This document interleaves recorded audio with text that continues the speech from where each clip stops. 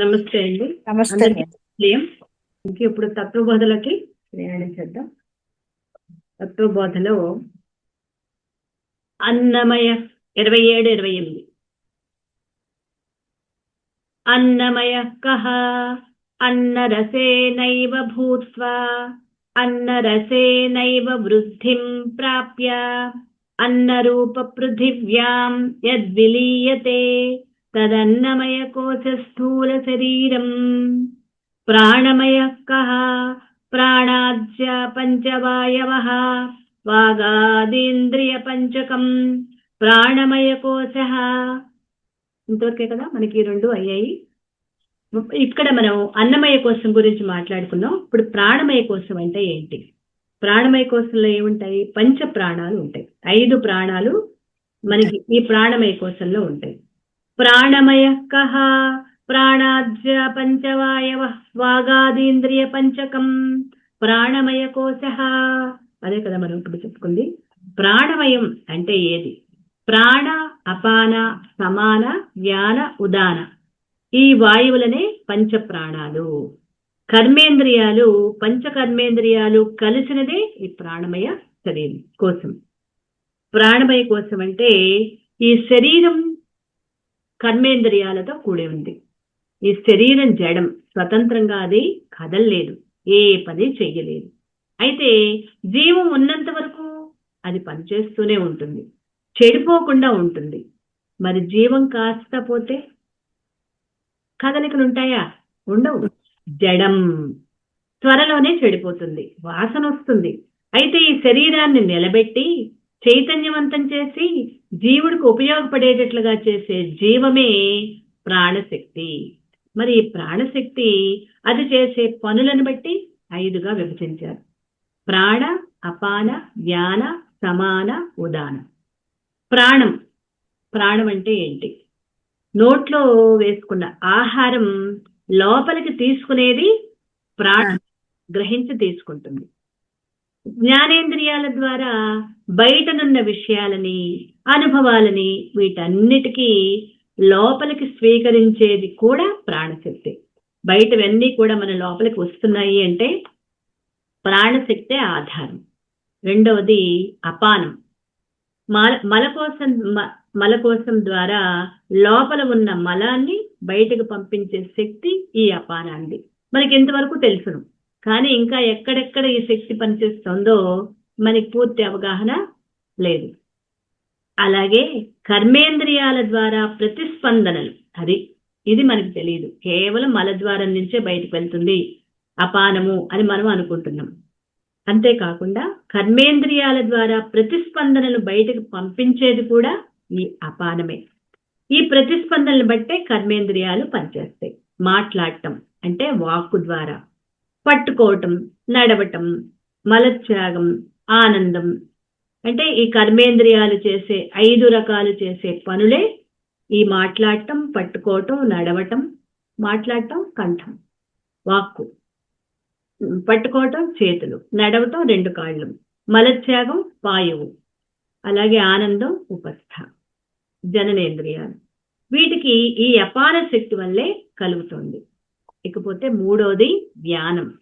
మనం తిన్న ఆహారం జీర్ణమైన తర్వాత జీర్ణకోశంలో ఉన్న ఆ సారాన్ని శరీరంలో ఉన్న అన్ని భాగాలకి రక్తం ద్వారా సరఫరా చేయించేందుకు, గుండెని ఆడించేది, కొట్టుకునేటట్లు చేసేది వ్యానశక్తి. అంటే అన్నసారాన్ని రక్తంలో కలుపుతుంది. గుండె కొట్టుకునేటప్పుడు ఆ రక్తం గుండె నుండి శరీర భాగాలకు సరఫరా అవుతుంది. ఈ పనంతా చేసేది జ్ఞానశక్తి. అంటే రక్తాన్ని సరఫరా చేయగలిగేది అన్ని నాడుల్లోకి, అన్ని నరాల్లోకి. ఇవి ధమనులు, చెరలు ఉన్నాయి కదా, వాటికి పని కల్పించేది వ్యానశక్తి. ఇకపోతే ఉదానం. శరీరం లోపల ఉన్న అన్ని భాగాలకు వార్తలు పంపించేందుకు అనేక నాడులున్నాయి. 72,72,72,000 నాడులు సూక్ష్మాతి సూక్ష్మమైన నాడులతో కలిసి ఈ శరీరం అంతా ఉన్నాయి. అందులో 72,000 నాడులు అతి ముఖ్యమైన నాడులు. అయితే ఈ నాడులతో ఈ నాడులతోటి పనిచేస్తుంది ఉదాన శక్తి. ఈ నాడులన్నింటినీ పని చేయించేది ఉదాన శక్తి.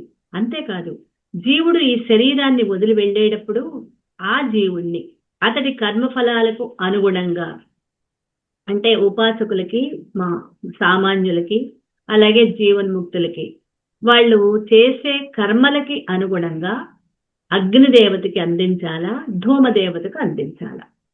ధూమదేవతకి అందించాలి అంటే సామాన్యమైన వాళ్ళు ఉపాసకులు. అగ్నిదేవతకు అందించేది పగలు. పగలు ఉత్తరాయణం వెలుగులోను శుక్లపక్షంలో చనిపోతే ఆ జ్యోతి ఏం చేస్తుంది? అగ్నిదేవతకి పంపిస్తుంది ఉదానం. అదే చీకటి, కృష్ణపక్షం, రాత్రి, చీకటి, దక్షిణాయనంలో చనిపోతే ధూమదేవతకి అందిస్తుంది.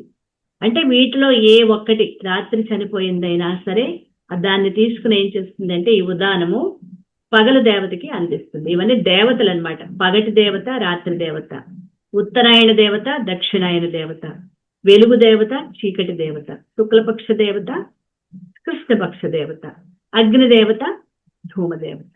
వాటికి అందిస్తుంది ఉదానం. ఇలా లేదా ధూమదేవతకు అందించాలి అంటే ధూమదేవతకు అందిస్తుంది. అగ్నిదేవతకు అందించాలంటే వాళ్ళ కర్మలను బట్టి ఉంటుంది. అంటే వాళ్ళు చేసే కర్మలను బట్టి ఆ జీవుణ్ణి ఎవరికి అందించాలో దానికి అందిస్తుంది ఉదానవాయువు. ఇక తర్వాత సమానం. అంటే ఆ ఒక్క పనే కాదు, 72,000 నాడులతో కూడా వార్తలు అందజేసేది ఉదానవాయువు. కేవలం చనిపోయినప్పుడు మాత్రమే కాదు, జీవించి ఉండగా కూడా ఈ నాడులలోకి వార్తల ప్రసారాన్ని అందించేది కూడా ఉదానవాయువు. సమానవాయువు. మనం తిన్న ఆహారాన్ని అరిగించడానికి జీర్ణకోశాన్ని ఆడించేది కూడా ఈ సమానవాయువు. ఇలా ఆహారాన్ని అరిగిస్తే అందులోని సారాన్ని దేహంలోని అన్ని భాగాలకి, పనికిరాని చెత్తని మలద్వారానికి బయటికి పంపటానికి వీలవుతుంది. కాబట్టి ఈ సమానవాయువు ఆహారాన్ని అరిగించి దాని అసారాన్ని అన్నిటికీ సమానంగా అందజేస్తుంది. ఇక్కడ మనకి అన్యోన్య అధ్యాస అంటే, ఇంతకు ముందు కూడా చెప్పుకున్నాం, అన్యోన్య అధ్యాస అనగానే అర్థం ఏంటి అంటే మన కాని దాన్ని మనం అది అనుకుంటున్నాం. ఆత్మని నేను అనుకోవట్లా, అసలు అది మనకి తెలియనే తెలియదు. ఈ దేహమే నేను అనుకుంటున్నాం కదా, అది ఎలా అనుకుంటున్నామో ఇక్కడ సాధన చెప్తున్నారు. నేను ఆకలిగా ఉన్నాను, దప్పికతో ఉన్నాను అని అంటాం. మరి ఆకలి దప్పిక ఎవరి ధర్మాలు? ప్రాణ ధర్మాలు. ఆ వాటిని ఆత్మ మీద ఆరోపిస్తున్నాం. అలాగే నేను వక్తని, అసలు నేను ప్రవచనాలు ఎంత బాగా చెప్తానో, నేను క్లాస్ తీసుకుని ఉపన్యాసం మొదలు పెట్టానంటే పిన్ డ్రాప్ చేయలేదు, ఒక్కళ్ళు కూడా కదలరు. ఇలా ఉపన్యాసాలు దంచేస్తాను అంటూ ఉంటాం. అలాగే నేను దాతని అంటాం. ఇవన్నీ కూడా కర్మేంద్రియ ధర్మాలు. జ్ఞానేంద్రియ, కర్మేంద్రియ, అంతరింద్రియ యొక్క ధర్మాలు. వాటినన్నిటినీ కూడా ఆత్మ మీద ఆరోపిస్తున్నాం. ఇలా ప్రాణకోశ ధర్మాలని ఆత్మ మీద, ఆత్మ ధర్మాలైన సత్ చిత్ ఆనంద స్వరూపం అంటే సచ్చిదానందం. ఆత్మకున్న లక్షణమే సత్తు, చిత్తు, ఆనందం. మరి దాన్ని మనం ఏం చేస్తున్నాం? దేహానికి ఆపాదిస్తున్నాం కదా, దేహానికి ఆపాదిస్తున్నాం కదా. ప్రాణమయ కోశంపై ఆరోపించటమే అన్యోన్య అధ్యాస. నాకు ఆకలిగా ఉంది అన్నప్పుడు నాకు కాదు, ఎవరికి ఆకలి? నాకు ఆకలిస్తుందా? నిన్న మనం చెప్పుకున్నాం, నేను నాకు అనేది ఆత్మ చైతన్యం. మరి ఎవరికి ఆకలేస్తుంది? దీనికి ఆకలేస్తుంది, దీనికి నిద్ర వస్తుంది, దీనికి ఆకలేస్తుంది, నాకు కాదు. అలా దీనికి అని మనసులో అంటే మనకి లోపల నుంచి ఏది ప్రేరణ వస్తున్నా అది ఆత్మకి కాదు. దేనికి? ఈ దేహానికి. అది మనసులో మెదిలితే అప్పుడు మనం ఆత్మకి దగ్గరవుతాం. ఆ భావన అంటే విడిపోవాలన్నమాట. ఏ ప్రేరణ వచ్చినా, దాహం వేస్తుంది, తాగేయాలి, మంచి నీళ్ళు తాగాలి, దాహం దొరికితే బాగుండు, మంచి ఎండగా ఉంది, ఎక్కడికి వెళ్ళి అడుగుతాం, ఆ బాటిల్స్ ఉన్న నీళ్లు పడట్లేదు, ఇప్పుడు ఎలాగా వచ్చేస్తున్నాం కదా ఇంటికి, దాహం వేస్తుంది. చూడండి, దాహం వేస్తున్నప్పుడు పరిపరి విధాలు ఆలోచిస్తాం కదా, అలాగే ఆకలి వేస్తున్నప్పుడు. అప్పుడు మనం వర్క్ చేసుకునేది ఏం చేస్తాము? దీనికి దాహం వేస్తోంది. నాకు నేను తీసుకునేదాన్ని కాదు, పుచ్చుకునేదాన్ని కాదు. నాకు ఏది కూడా కర్తని కాదు, భోక్తని అనుభవించేదాన్ని కాదు. ఈ దేహానికి, ఈ నోటికి దాహం వేస్తుంది. నాకు కాదు. నాకు టాయిలెట్ వెళ్ళాలి, అర్జెంట్, పట్టు ఉబ్బిపోయింది. దీనికి నాకు కాదు. అంటే మీ లోపల జరిగే ఏది వచ్చినా కూడా దాన్ని వెంటనే అక్కడ రెండుగా విడిపోవటం, అది సాధన. ఎందుకండి రెండుగా విడిపోవాలి? ఆత్మ చైతన్యం, నేను ఆత్మ ఎక్కడ అవసరం వస్తుందో అక్కడే రెండుగా విడిపోతాం. ఎక్కడ అర్జెంట్ వస్తుందో అక్కడే రెండుగా విడిపోతాం. అంతే కదా? అర్థమైందా? రెండుగా ఎందుకు విడిపోతాం? దీని ధర్మాలు, దేహ ధర్మాలు. నాకు ఏ ధర్మాలు, అవేమి నాకు ఆ ధర్మాలు కాదు, నా లక్షణాలు అవి కాదు అని అక్కడ ఆత్మ చైతన్యాన్ని మనం గుర్తు చేసుకోవడం. అలా గుర్తు చేసుకుంటూ ఉన్నప్పుడు నేను ఆత్మని, నేను ఈ దేహం కాదు అని అత్యవసర సమయంలో కూడా గుర్తు చేసుకుంటున్నప్పుడు, అత్యవసర సమయాలు ఏముంటాయండి? అర్జెంట్లు ఉన్నాయి కదా. ఆకలి వేసినా, దాహం వేసినా, బాత్రూమ్కి వెళ్లాల్సి వచ్చినా అవే కదా మనకి మన లోపల నుంచి వచ్చేవి. వీటిని అలాగే కళ్ళమ్మటి నీళ్లు కారుతున్నా, దుఃఖం వస్తున్నా, ఆలోచనలు వస్తున్నా, నాకు కాదు ఈ దేహానికి, ఈ మనస్సుకి, అబ్బో ఇది భలే గొప్ప గొప్ప నిర్ణయాలు తీసుకుంటోంది ఈ బుద్ధి. నేను ఏ నిర్ణయాలు తీసుకొని నేను కేవలం సాక్షిగా చూస్తాను. అలా ప్రతి చిన్నదాన్ని కూడా మనం గమనించుకుంటూ ఉంటే ఆత్మకు దగ్గరవుతాము, అలవాటు చేసుకుంటాము. నేను ఆత్మని అని ఎప్పుడైతే అలవాటు చేసుకుంటూ ఉంటామో అది అనుభూతి పదంలోకి ప్రయాణం చేస్తాం. ఆ మార్గంలోకి, పదం అంటే మార్గం, అనుభూతి మార్గంలోకి ప్రయాణం మనకి ముందుకు జరుగుతూ ఉంటుంది. ఇంకా దీని గురించిన కొన్ని విశేషాలని ఇంకా వేరే సబ్జెక్ట్, వేరే దాంట్లో కూడా తెలుసుకుందాం. ఇప్పుడు ప్రాణశక్తి కోసం మనం ఎక్కడికి పరిగెట్టక్కర్లేదు. మన చుట్టూ ఈ విశ్వమంతా అఖండంగా అమోఘమైన ప్రాణశక్తి సముద్రంలాగా ప్రవహిస్తోంది మన చుట్టూట. మనం ఏ సముద్రం మధ్యలో ఉన్నాం? ప్రాణశక్తి సముద్రం మధ్యలో ఉన్నాం. మన చుట్టూతా ఉన్నదంతా ప్రాణశక్తి సముద్రం. ఇది కల్పన కాదు, వాస్తవమే. మనం భావనలో ఊహించక్కర్లా. అంటే మన శరీరాల చుట్టూ ఈ ప్రాణశక్తి సముద్రంగా అనంతంగా ప్రవహిస్తోంది.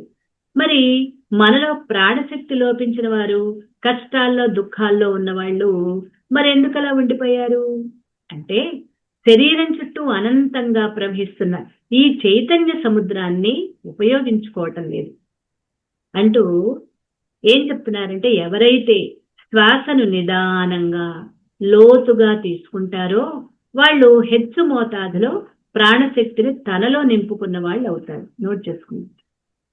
ఎవరైతే ప్రాణశక్తి ఎలా నింపుకోవాలట?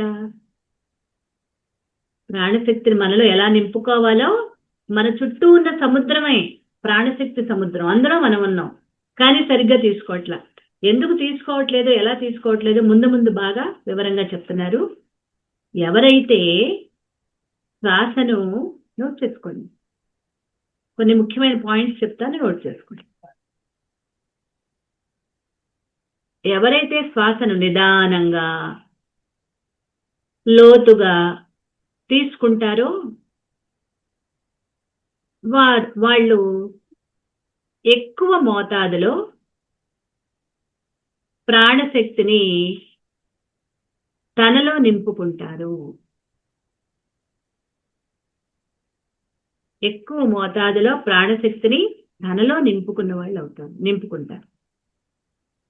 ఇక్కడ దాని గురించే మనకి ప్రాణశక్తి ఎలా తీసుకోవాలో ఇప్పుడు చెప్పిన దానికి వివరణ ఇస్తున్నారు, తెలుసుకుందాం. మన ఊపిరితిత్తుల్లో అనేక సూక్ష్మ రంధ్రాలు ఉంటాయి. శ్వాసను పైన తేలికగా సగం పేల్చటం వల్ల, అంటే గబగబా శ్వాస పేల్చటం వల్ల, లేదా కాస్త పేల్చడం వల్ల మిగిలిన రంధ్రాలకి ఆక్సిజన్ అందక కార్బోనిక్ గ్యాస్ తో నిండి ఉంటాయి. ఇంకొకసారి వెనక్కి తిరిగి చెప్తాను, వెనక్కి నుంచి జాగ్రత్తగా అవగాహన చేసుకుందాం. ఎందుకు మెల్లగా తీసుకోవాలో చెప్తున్నారు. మనం గబగబా తీసుకుంటే ఏమవుతుందో చెప్తూ, మన ఊపిరితిత్తుల్లో అనేక సూక్ష్మ రంధ్రాలున్నాయి. శ్వాసను పైనే తేలికగా సగం సగం పీల్చటం వల్ల, కాస్త కాస్త పీల్చటం వల్ల మిగిలిన రంధ్రాలంతా ఆక్సిజన్ అందక కార్బోనిక్ గ్యాస్తో నిండి ఉంటాయి. మంచి రక్తంలో 4వ వంతు ఆక్సిజన్ ఉంటుంది. దీనికి ఏమాత్రం తక్కువైనా అజీర్ణం కలుగుతుంది. అంటే మన శ్వాసకి మన జీర్ణ వ్యవస్థకి కూడా ఎంతటి సంబంధం ఉందో చూడండి. మన మంచి రక్తంలో 4వ వంతు ఆక్సిజన్ ఉంటుంది. దీనికి ఏమాత్రం తక్కువైనా, ఆ 4వ వంతు కంటే తక్కువైతే అజీర్ణం కలుగుతుంది. జఠరాగ్నిలో మందం ఏర్పడుతుంది. ఎప్పుడైతే జఠరాగ్ని మందగించిందో దానికి సంబంధించిన అనేక అంగాలు మెల్లమెల్లగా శిథిలమవుతూ ఉంటాయి. దీని ఫలితంగా క్రమక్రమంగా రకరకాల రోగాలు, బాధలు కలగటం తప్పదు. ఇల్లు సరిగ్గా శుభ్రం చేయకపోతే అలమరల్లో, గోడల్లో, కిటికీల్లో ఎలాగైతే సాలిగూళ్ళు, దోమలు, క్రిములు అలాంటి మాలిన్యాలు చేరతాయో, అలాగే ఊపిరితిత్తుల్లోని గాలి గదులన్నింటిలోకి గాలి చొరబడకపోతే, అంటే లోతుగా నిండుగా శ్వాస తీసుకోకపోతే ఊపిరితిత్తుల్లో చాలా భాగం ఖాళీగా ఉండిపోయి అప్పుడు దగ్గు, జలుబు, క్షయ, కఫం, ఉబ్బసం ఇలాంటి రోగక్రిములు చేరటం మొదలవుతాయి. నిదానంగా వాటి స్థావరం బలపడిపోయి చివరికి అవి బయటికి నెట్టడం కఠినమై అసంభవం అవుతుంది. కాబట్టి ఎప్పుడు శ్వాస తీసుకున్నా తొందరపడకుండా నిదానంగా తీసుకోవాలి, లోతుగా తీసుకోవాలి. అలాగే తీసుకున్న శ్వాసని నిదానంగా బయటకు వదలాలి, పూర్తిగా వదిలేయాలి, ఏమాత్రం లోపల ఉంచుకోవద్దు. ఈ విషయమే శ్వాసను పూర్తిగా బయటకు నెట్టేయండి, ఊపిరితిత్తుల్లో గాని పొట్టలో గాని ఏ మాత్రం ఉంచుకోవద్దు అని శ్రీరామశర్మ గురుదేవులు చెప్తున్నారు. అలా ఉంచుకున్నారా మీకు కష్టంగా, మీకు సమస్యగా మారుతుంది, కష్టాలు తీసుకొస్తుంది, జాగ్రత్త అని చెప్తూ లోతుగా శ్వాస తీసుకోవటం వల్ల ఊపిరితిత్తులు బలపడటమే కాకుండా రక్త ప్రసరణలో ఊహించని మార్పులు కూడా కనిపిస్తాయి. అంటే బీపీ హెచ్చు దగ్గులు కూడా, మందులు వేసుకుంటాం కదా అప్పుడు బీపీకి, వాటి అవసరం కూడా ఉండదు అని చెప్తున్నారు. ఎలా తీసుకోవాలి శ్వాసని? నెమ్మదిగా, స్లోగా, పూర్తిగా తీసుకోవాలి. అలాగే తీసుకున్న శ్వాసని పూర్తిగా వదిలేయాలి. లోతుగా శ్వాస తీసుకోవటం వల్ల ఊపిరితిత్తులు బలపడతాయి. అలాగే రక్త ప్రసరణలో కూడా ఊహించని చక్కటి మార్పులు వస్తాయి. ఎలా తీసుకోవాలో ఇందాక రాసుకున్నాం కదా, ఒకసారి మళ్ళీ చదువుతాను చూడండి. ఎవరైతే శ్వాసను నిదానంగా లోతుగా తీసుకుంటారో వాళ్ళు ఎక్కువ మోతాదులో ప్రాణశక్తిని తనలో నింపుకున్న వాళ్ళు అవుతారు. అదే కదా మనం రాసుకున్నాం. అంటే ఇవాళ నుంచి మన శ్వాసని ఎలాగ గమనించుకోవాలి? లోతుగా తీసుకోవటం, మెల్లగా వదలటం. తీసుకునేటప్పుడు వదిలేటప్పుడు రెండింటిని గమనించటం. ఎలా తీసుకుంటున్నాను? మనం వేగంగా నడుస్తున్నప్పుడు లోతుగా మెల్లగా తీసుకోలేము, అప్పుడు స్పీడ్గా తీసుకుంటాం. ఏదైనా భయం కలిగించే విషయాలు కానీ, ఏదైనా ఒక భయం కలిగినప్పుడు కానీ, ఆదుర్ద ఒక విన్నప్పుడు కానీ మన శ్వాసలో మార్పు వస్తుంది. మీరు గమనించారో లేదు, అక్కడ స్పీడ్గా తీసుకుంటాం శ్వాసను. కానీ సామాన్యంగా మన శ్వాసని లోతుగా తీసుకోవాలి, కానీ లోతుగా ఎవ్వరం తీసుకోవట్లేదుట. అందుకే ఇన్ని రోగాలు వస్తున్నాయి. మీ శ్వాసను సరిచేసుకోండి, మీ ఆరోగ్యం సరవుతుంది, సరైన ఆరోగ్యాన్ని పొందుతారు అని చెప్తున్నారు. అలాగే శ్వాసను ఎప్పుడు ముక్కుతోనే తీసుకోవాలి. ఇంకొక విషయం, ఇక్కడ ఒక అద్భుతమైన విషయం చెప్తున్నారు.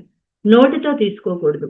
ఎందుకంటే ముక్కుతోటే శ్వాస తీసుకోవాలి. దీనికి ఒక ఉదాహరణ చెప్తూ, ఒకసారి ఒక యుద్ధ నౌకలో ప్రయాణం చేసే వాళ్ళకి కలరా వ్యాపించింది. చూస్తుండగానే ఉగ్ర రూపం దాల్చింది. అనేక మంది చనిపోయారు. ఈ సందర్భంగా డాక్టర్లు విశేషమైన పరిశోధనలు చేశారు. వాళ్ళు తేల్చి ఏం చెప్పారు? చనిపోయిన వాళ్ళంతా నోటితో శ్వాసను తీసుకునేవారు. ఎందుకు చనిపోయారు వాళ్ళు? నోటితో శ్వాసను తీసుకోవటం వల్ల. అంటే నోటితో గాలి నిద్దట్లోనైనా సరే ముక్కుతోనే శ్వాసించే వాళ్ళకి జలుబు కూడా చెయ్యదు. ఎంత చక్కగా వివరంగా చెప్పారో. అసలు ఈ సబ్జెక్టే మనకి ఇంతవరకు తెలియదు. నిద్దట్లోనైనా సరే ముక్కుతో శ్వాసించే వాళ్ళకి జలుబు కూడా చెయ్యదు. అంటే మన జలుబుకి కారణం ఎవరో మన నోటితో తీసుకునే శ్వాస. అంతేకాదు వాళ్ళకి ఏ రోగాలు అంత సులభంగా రావు. ఒకవేళ ఎట్టి పరిస్థితిలోనైనా రోగాలు వచ్చినా ముక్కుతోనే శ్వాస పీల్చటం వల్ల వాటికి అందులోనే మందుంది, తొందరగా తగ్గిపోతుంది. ఎట్టి పరిస్థితుల్లోనూ నోటితో గాలి పీల్చకూడదు. ఇది మనం నేర్చుకున్నది ఇందులో. అలాగే ముందు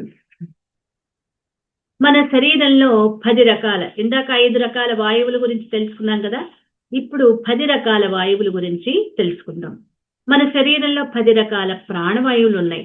వాటిలో 5ంటిని మహాప్రాణాలు, ఇంకొక 5ంటిని లఘు ప్రాణాలు అంటారు. ఇందాక మనం తెలుసుకున్న 5ంటిని మహాప్రాణాలు. ఏంటవి? ప్రాణము, ఉదానము, సమానము, అపానము, వ్యానము. అంటే అటు ఇటు మారినా కూడా ఈ 5ను. ఇవి మహాప్రాణాలు. మరి లఘు ప్రాణాలు అంటే నాగము, కూర్మము, కృకలము, దేవదత్తము, ధనంజయము. ఈ 10 వాయువులు మన లోపల ఏం చేస్తాయో మనం తెలుసుకుందాం. నోట్ చేసుకుంటారా? 10 వాయువుల పేర్లు. 5 వాయువులు మీకు తెలుసు. ప్రాణము, అపానము, ఉదానము, వ్యానము, సమానము. ఈ 5 వాయువుల పేర్లు మనకి తెలుసు. నోట్ చేసుకుంటున్నారండి? మన సూర్యోపనిషత్తులో ప్రాణోపాన ఉదాన సమాన చదివామా? 5 వాయువులు. అది మహాప్రాణాలు అంటారు. ఇంకొక లఘు ప్రాణాలు ఉన్నాయి, చిన్నవి, వాటికంటే తక్కువ స్థాయిలో. వాటి పేర్లు నాగము, కూర్మము 3, కృకలము, దేవదత్తము 4వది, దేవదత్తము 5వది, ధనుంజయము. వీటిని లఘు ప్రాణములు అంటారు. లఘు ప్రాణాలు. మహాప్రాణాలు ఉన్నాయి కదా, ఇందాక మొదటి 5, వాటిని ఓజస్సు అంటారు. మహాప్రాణాలని ఓజస్సు. మరి ఈ 5 లఘు ప్రాణాలు ఉన్నాయి కదా, వీటిని తేజస్సు. వీటినే ఓజస్సు అంటే మహాప్రాణాలు. ప్రాణ, అపాన, వ్యాన, ఉదాన, సమాన వాయువులని ఓజస్సు అంటారు. నాగ, కూర్మ, కృకల, ధనంజయ, దేవదత్తం వీటినేమో తేజస్సు అంటారు.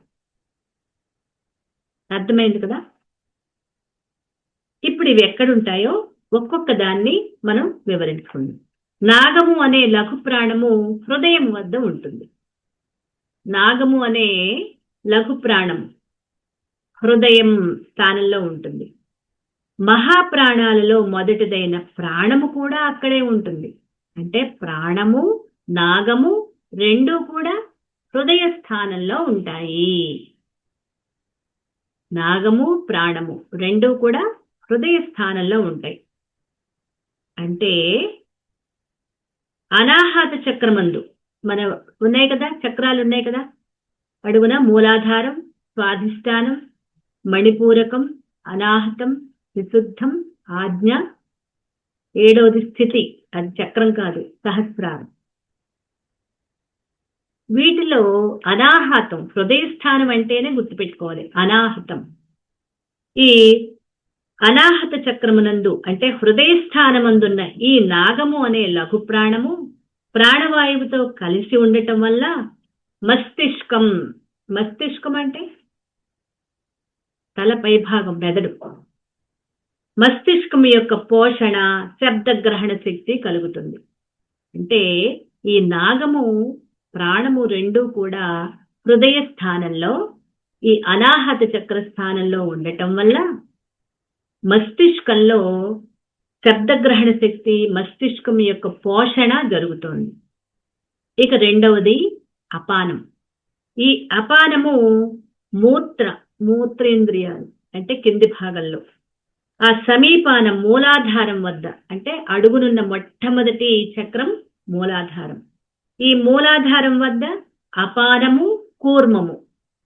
అపానమేమో మహాప్రాణము, కూర్మం అనేది లఘు ప్రాణం.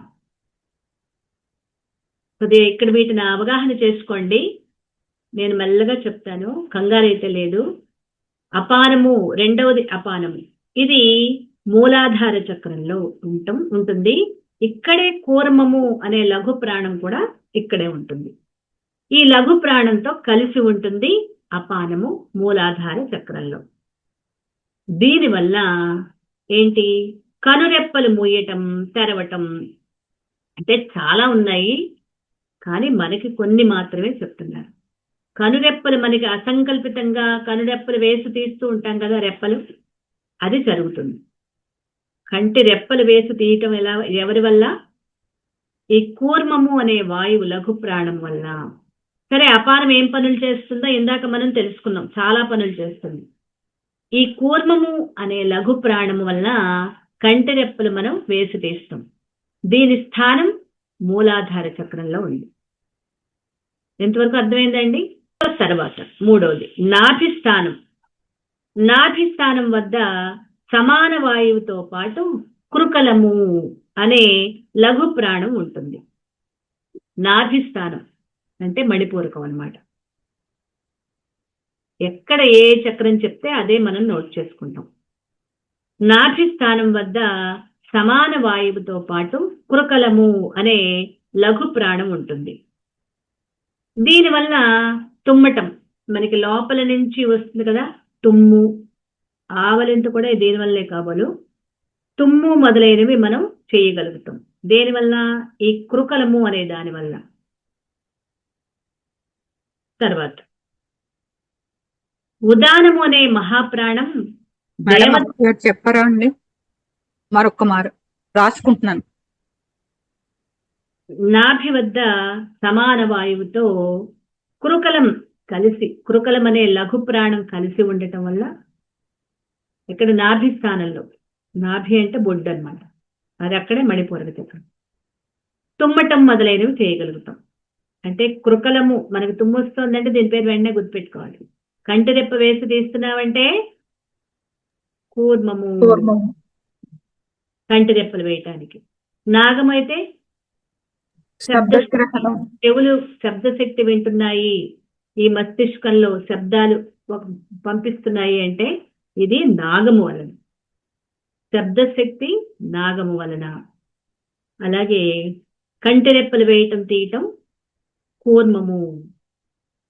మూడవది కృకలము వలన మనకి తుమ్ము ఆవలింతలు లాంటివి రావటం. ఇక తర్వాత ఉదానము. ఉదానం అనే మహాప్రాణంతో దేవదత్తం అనే లఘు ప్రాణం కలిసి ఉంది. ఇదెక్కడుంది? విశుద్ధ స్థానమైన కంఠస్థానం.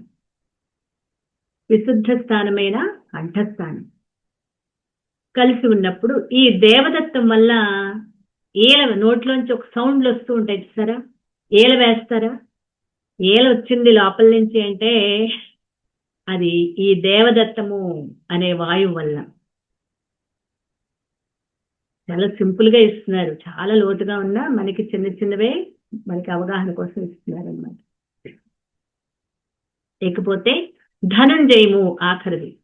ఈ లఘు ప్రాణం ఆకాశతత్వం ఎక్కువగా ఉండటం వల్ల శరీరం అంతా వ్యాపించి ఉంది.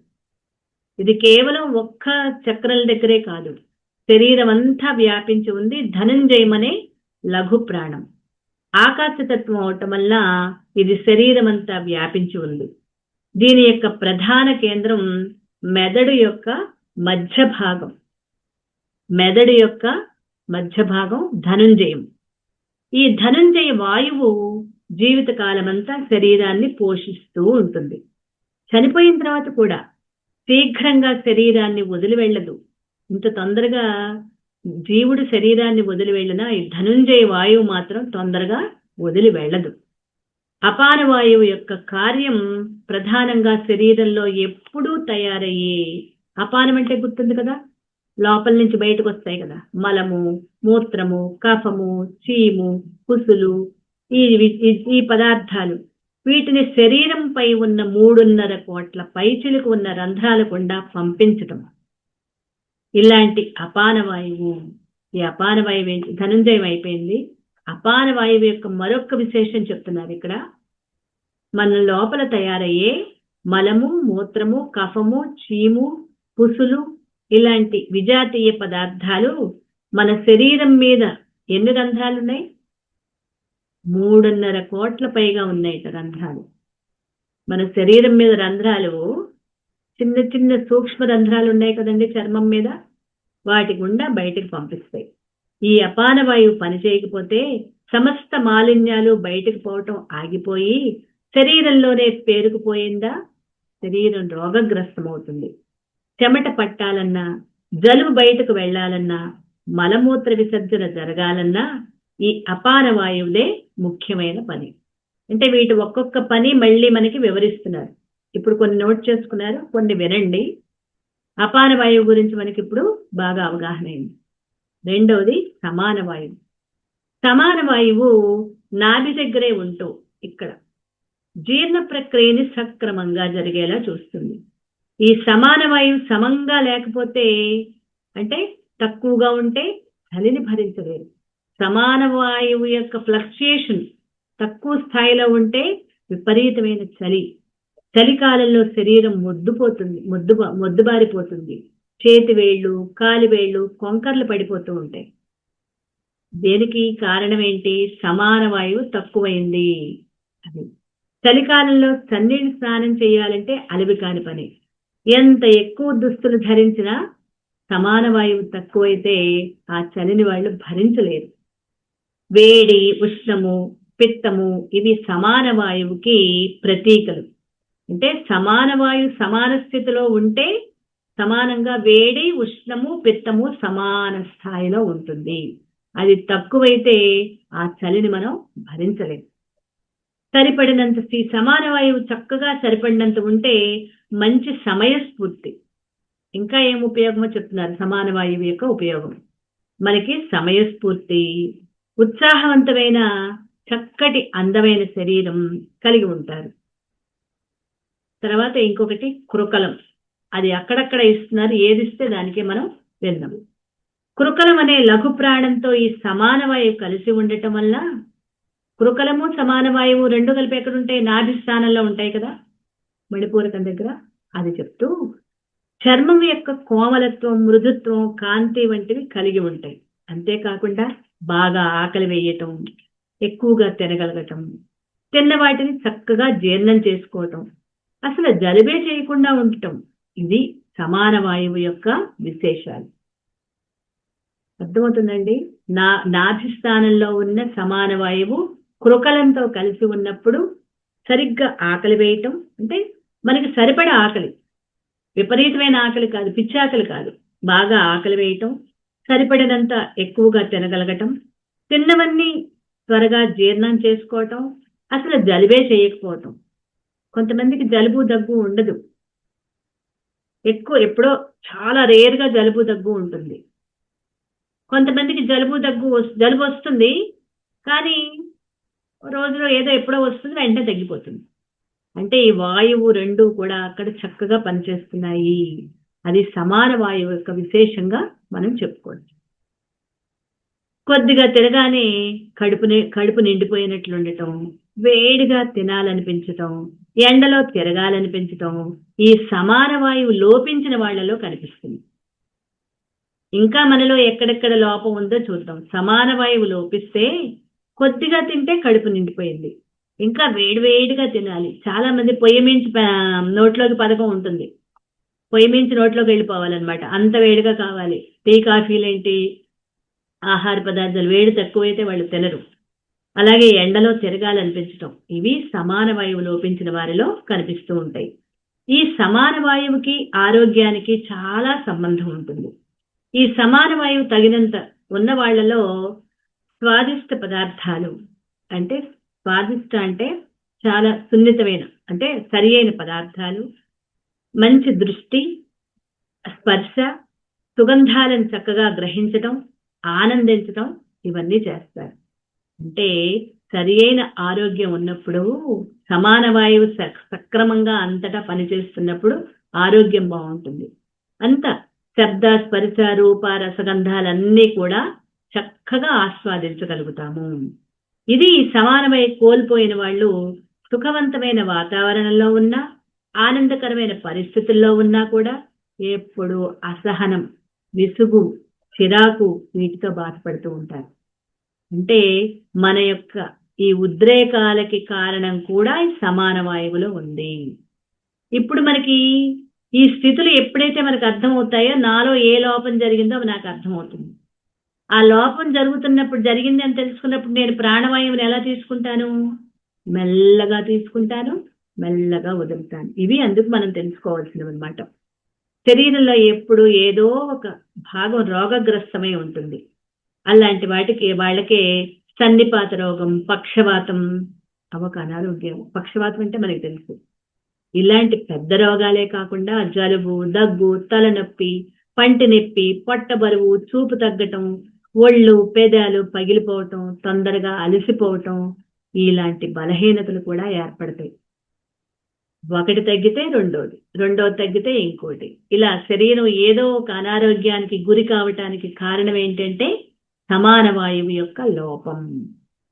వీటిలో మనకి ఏ ఒక్కటైనా సిమ్టమ్ కనిపించింది అనగానే మనం ఏం అవగాహన చేసుకోవాలి?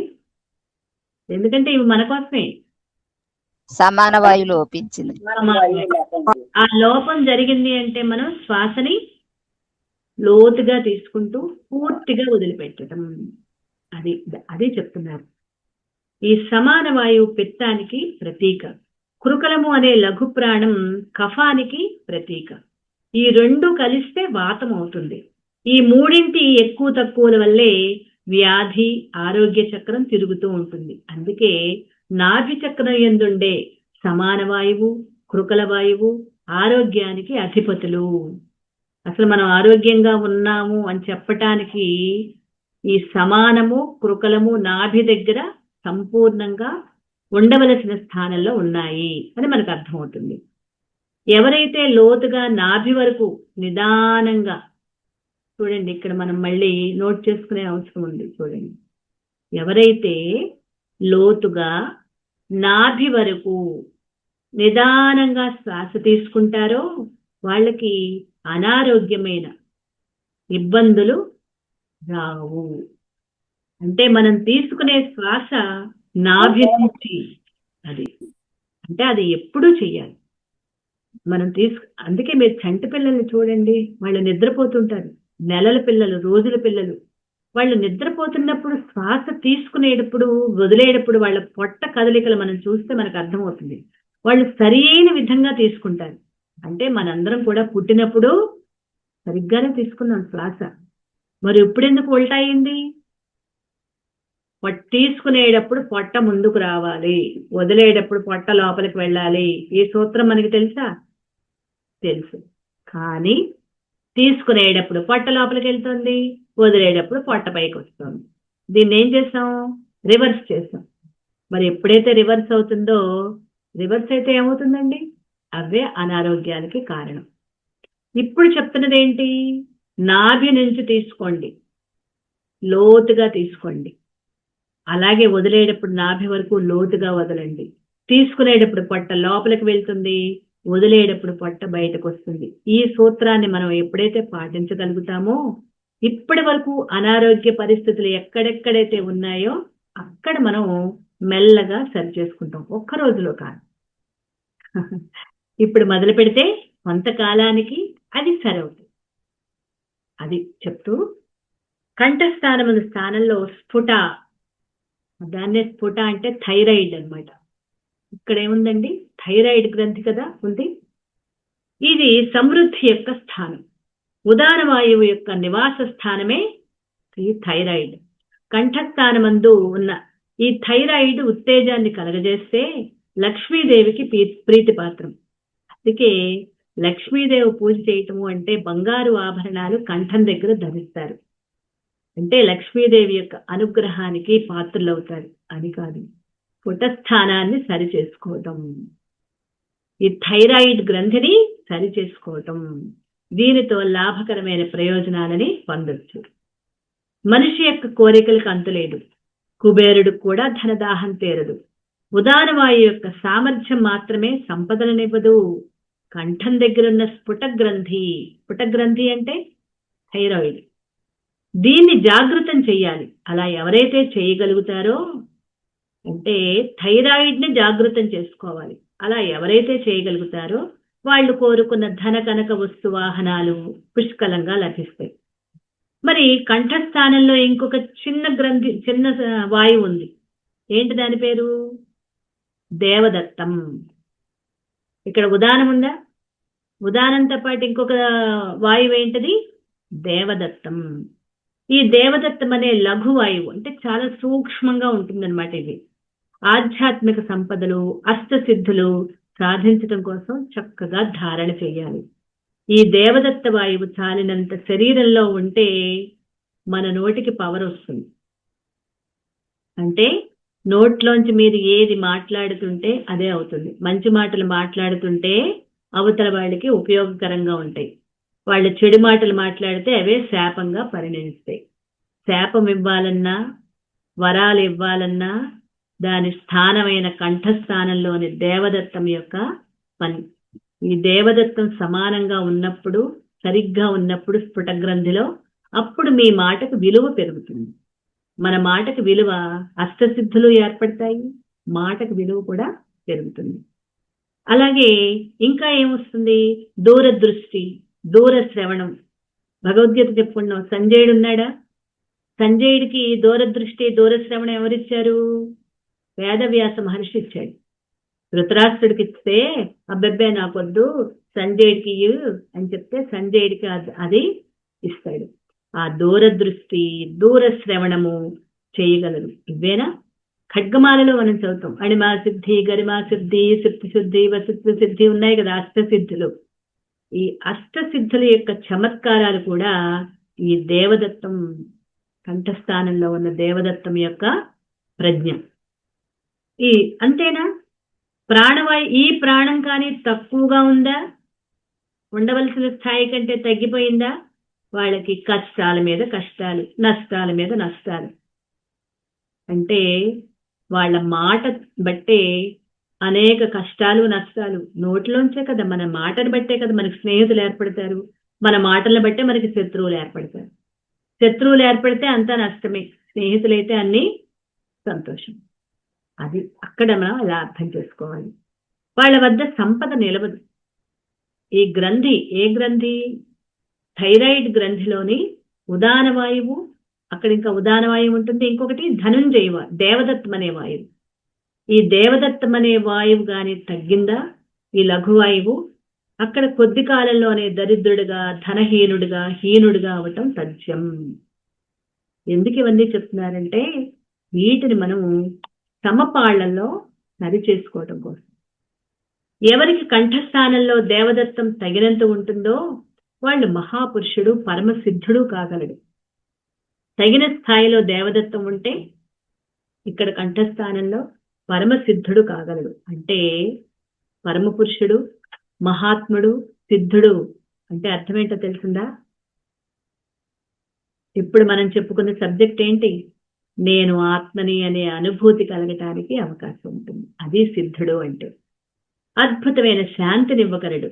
కంఠస్థానంలో ఉన్న స్ఫుట గ్రంథిని ఉత్తేజింపజేస్తే ఈ దేవదత్తం అనే వాయువు, ఉదానం అనే వాయువు రెండూ తెలుసుకుని ధారణ చేయగలిగితే అది అదృశ్య లోకాల్లో దాచబడి ఉన్న భవిష్యత్తు యొక్క పరిచయాన్ని కలగజేస్తుంది. అంటే ఏం లేదు, నీకు సరి అయిన మార్గాన్ని, ఆత్మజ్ఞానాన్ని నువ్వు పెంపొందించుకొని, ఇప్పుడు ఎందుకంటే ఇది ఒక సాధనే కదా, అటువంటి సాధనలు కూడా చేయటం. ఈ పని చెయ్యండి, ఈ పని చెయ్యొద్దు, ఈ పని చేస్తే శుభం కలుగుతుంది అనే ఒక అద్భుత శక్తి వాళ్ళల్లో వస్తుంది. వాళ్ళ నోట్లోంచి ఏ మాట వచ్చినా కూడా దానికి అద్భుతమైన శక్తి అనేది ఉంటుంది. ఈ దేవదత్తమ, ఉదానం అనే వాయువులు ఈ కంఠస్థానంలో పనిచేస్తూ ఉన్నప్పుడు, సమంగా ఉన్నప్పుడు వాళ్లలో అద్భుతమైన శక్తి అనేది వస్తుంది. కఠిన పరిస్థితుల్లో తగిన సహాయాన్ని కూడా ఇది అందిస్తూ ఉంటుంది. ఈ ఉదాన వాయువు ఏం చేస్తుంది? మునిగిపోతున్న ఓడని ఒడ్డుకు చేర్చినట్లుగా ఉదాన వాయువు చైతన్యవంతమైన జీవితాన్ని అందిస్తుంది. ఉదాన వాయువు సమానంగా ఉంటే ఈ స్ఫుట గ్రంథినే లక్ష్మీ స్థానం అంటారు. ఈ ఉదాహరణ వాయువు చైతన్యవంతమైన జీవితాన్ని అందిస్తుంది. ఇక్కడ స్ఫుట గ్రంథి అంటే థైరాయిడ్ ని మన శరీరంలో ఉండే లక్ష్మీయ స్థానం అంటారు. ఇది లక్ష్మీ స్థానం అంటే. అలాగే ఇంకొక దాని గురించి తెలుసుకుందాం. రెండు చెవులకి కలిపి ఇక్కడి నుంచి ఇంతవరకు ఒక గీత గీసి ఇంకొక గీతని కనుబొమ్మల మధ్య నుంచి వెనక్కి, అంటే ఈ చెవి నుంచి ఈ చెవికి ఒక గీత, ఈ కనుబొమ్మల స్థానం నుంచి వెనక్కి ఒక గీత అలా గీసినట్లయితే అవి ఎక్కడ కలుసుకుంటాయో లోపల, అది వ్యానవాయువు యొక్క స్థానం. దీనికి సహాయంగా ఉండేది ధనంజయము. ధనుంజయము అంటే అది లఘు వాయువు కదా. లఘు ప్రాణవాయువు, మహాప్రాణవాయువు, లఘువాయువుని చెప్పుకున్నామా. వ్యానవాయువు అన్నది మహాప్రాణవాయువు, ధనంజయము అనేది లఘువాయువు. ఇక్కడ అంటే ఈ రెండు ఇక్కడ నుంచి వెనకకి, ఈ చెవి దగ్గర నుంచి ఈ చెవి వరకు అలా ఒక గీతలు గీసినప్పుడు ఎక్కడ కలుసుకుంటాయో ఈ స్థానము, ఆ నాలుగు కలిసిన స్థానం ఎక్కడైతే ఉందో అది వ్యానవాయువు యొక్క స్థానం. దీనికి సహాయంగా ధనంజయం అనేది ఉంటుంది. ఈ శరీరం యొక్క ఈ భాగాన్ని, ఈ శిరస్సు యొక్క ఈ భాగాన్ని త్రిపుటి అంటారు. వ్యానవాయువుని కృష్ణుడిగా, ధనంజయుని అర్జునుడిగా పిలుస్తారు. అంటే కృష్ణార్జునుల యొక్క సంవాద రూపమైన గీత యొక్క ఆవిర్భావం ఈ త్రిపుటి. అంటే ఇదే యుద్ధ స్థలం. ఎవరి యందు వ్యానవాయువు జాగృతమై ఉంటుందో అతనికి పరమాత్మ సాక్షాత్కారం జరుగుతుంది. సాక్షాత్కారం అంటే ఏం లేదు, తాను పరమాత్మగా అనుభూతి చెందుతాడు. ఎందుకంటే ఈ స్థానం కృష్ణార్జునుల స్థానం. ఈ వాయువుని శరీరంలో ధారణ చేయటం వల్ల మంచి పనులు చేయాలనిపిస్తుంది. శుభకరమైన ఆలోచనలు మొదలవుతాయి. వాటితో పని ప్రారంభించి అతడే ఆత్మ సాక్షాత్కారానికి, అంటే ఆత్మ కనిపించదు, తాను ఆత్మగా నిలబడతాడు. ఈశ్వర దర్శనానికి పయనింప చేస్తుంది. సమాధి స్థితి కలగాలి అంటే ఈ కేంద్రమైన ఈ జ్ఞాన కేంద్రమే మనకి శరణ్యం. అంటే సమాధి స్థితిలో, అంటే ధ్యాన స్థితిలో మనని నేను ధ్యానం చేస్తున్నాను అనే ఆ ఒక్క ఆలోచన కూడా లేని స్థితి సమాధి స్థితి. ఆ సమాధి స్థితిలోనే ఆత్మ దర్శనం అవుతుంది. అంటే నేను ఆత్మని అనే అనుభూతి కలుగుతుంది అన్నమాట. మన మెదడులో అనేక రకాల శక్తులు ఉన్నాయి. విశ్వంలో ఎందరో మహాపురుషులు ఉన్నారు. వాళ్ళ యొక్క అద్భుత మానసిక ప్రతిభ మనల్ని ఆశ్చర్యచకితుల్ని చేస్తుంది. ఈ మెదడులోని అనేక శక్తుల చమత్కారం ఈ ధనుంజయ వాయువు మీద ఆధారపడి ఉంది. మస్తిష్కం అంటే మెదడు, దాని యొక్క వ్యవస్థా శక్తి, గ్రహణ శక్తి, నిర్ణయ శక్తి, రచనా శక్తి, ఆమోద శక్తి, ఉపక్రాంత శక్తి అంటే వెనక్కి తీసుకునే శక్తి, అనువర్తన శక్తి అంటే దాని వెంట పడి చేయటం అన్నమాట. ఇలాంటి లెక్కలేనన్ని శక్తులు ఈ ధనుంజయ వాయువు మీద ఆధారపడి ఉంటాయి. అన్ని రకాలైన మంచి, చెడు, ఉచ్ఛ, నీచ, తుచ్ఛ, మహత్తర శక్తుల యొక్క ఖజానా మన మెదడు. అంటే మంచి ఉన్నాయి, చెడు ఉన్నాయి, అన్నిటి యొక్క ఖజానాయే మన మెదడు. మరి ఖజానాకి కారణం ఎవరు? ధనుంజయ వాయువు. ధనుంజయం అంటే అర్జునుడు అన్నమాట. గుర్తుపెట్టుకోండి, మన మెదడులో ఉన్నది వ్యానవాయువు శ్రీకృష్ణుడైతే ధనుంజయ వాయువు ఎవరు? అర్జునుడు. ధనుంజయ వాయువు ఎవరు? అర్జునుడు. అంటే శ్రీకృష్ణుడు అర్జునుడు ఎక్కడున్నారు? మనలోనే ఉన్నారు. ఇప్పుడు అర్థమైందా? మనలోనే ఉన్నారు. ఈ వాయువు ఏ కొంచెం సామర్థ్యం లోపించిన, ఈ ధనుంజయ వాయువులో ఏ కొంచెం సామర్థ్యం లోపించినా మానసిక వికృతులు ఏర్పడతాయి. అంటే బుద్ధిమాంద్యం, మూర్ఖత్వం, నిరంతరం బాధపడుతూ ఉండటం, ప్రతి చిన్న విషయానికి దుఃఖం పడుతూ ఉండటం, అలాగే డిప్రెషన్లోకి వెళ్ళిపోవటం, ఇవన్నీ ఉత్పన్నమవుతాయి. మరి ఈ 10 ప్రాణాలు చక్కగా తెలుసుకొని తగినంత శరీరంలో వృద్ధి చేసుకోవటం అత్యంత అవసరం. ఈ ప్రాణశక్తి యొక్క విద్య తెలుసుకుని ఆచరించిన వాళ్ళకి కష్టాలు దుఃఖాలు దూరం అవుతాయి. దీన్నే ఎలా నేర్చుకుంటారు అంటే హఠయోగం ద్వారా నేర్చుకుంటారు. ఈ ప్రాణ విద్యకి 3 విధాలైన సాధనలు చెప్తారు. ఏంటవి? ఒకటి బంధము, రెండవది ముద్రలు, మూడవది ప్రాణాయామం. ఇది గురువుల దగ్గరే నేర్చుకోవాలి.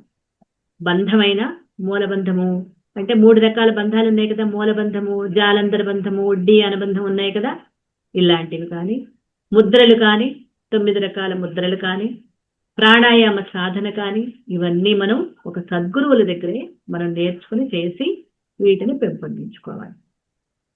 ఓకే, ఈ ప్రాణవాయువు గురించి కొద్దిగా వివరంగా ఇంకా ఎక్కువగా తెలుసుకున్నాము. కానీ ఇందులో మనం ఆచరించేది లోతుగా నాభిస్థానం నుంచి లోతుగా శ్వాస తీసుకోవటం, ఊపిరితిత్తుల నిండా శ్వాస తీసుకుని ఊపిరితిత్తులని పూర్తిగా ఖాళీ చేయటం. ఈ ఒక్కటి మనం చేద్దాం. ఇన్ని రకాలు మనం చేయగలమా లేదా తెలియదు. చేయగలం ఎప్పుడు గురువుల దగ్గర మనం నేర్చుకున్నప్పుడు. కానీ మనం నేర్చుకునేది శ్వాసను సక్రమంగా తీసుకోవాలి. ఓకే.